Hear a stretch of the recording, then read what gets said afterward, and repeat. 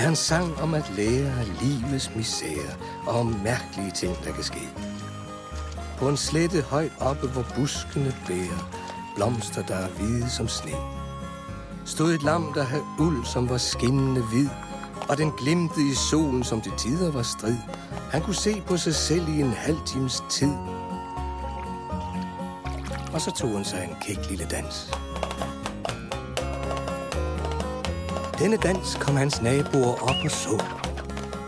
Og de syntes, hans dans var så spændende og blændende, og med et var de også lidt på tå.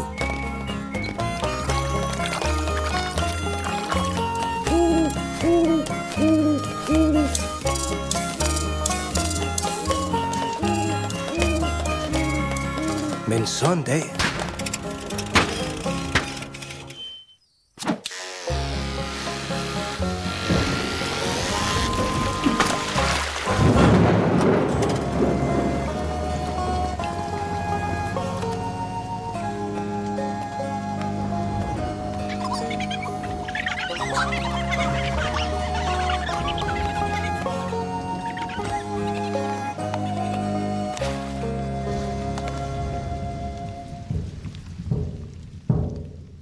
Men så op ad bakken, stampende hårdt, kom den legendariske harehjort. Denne vismand blandt dyr, denne hjælpsomme fyr, så lammet og gjorde holdt på sin tur. Hej knægt, hvorfor er du sur?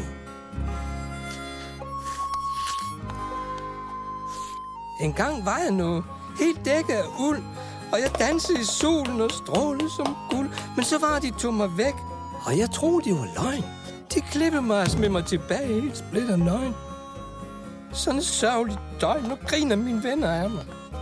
Og de ses, at jeg er komisk og pink som en gris. Pink. Hvad er der nu galt med pink? Må ikke du have brug for et pink lille vink?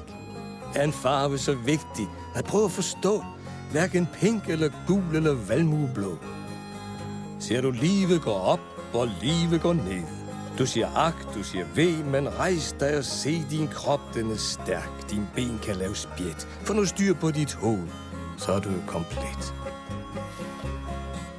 Bitte ven, så er der dansen. Du kan gøre meget mere.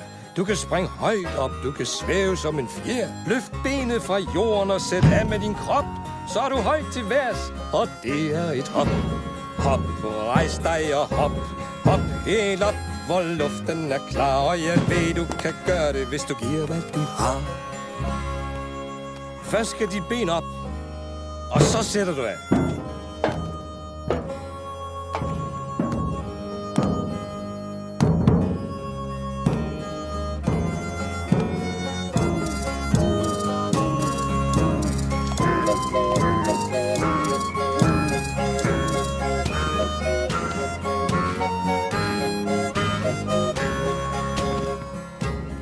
Efter år, lige sidst i april, så bliver han taget og kørt væk i en bil. Og de klipper og smider ham helt nøgen og bar. Men han har lært at leve med det, for nu er han klar. Han siger hop, hop, og rejs dig og hop.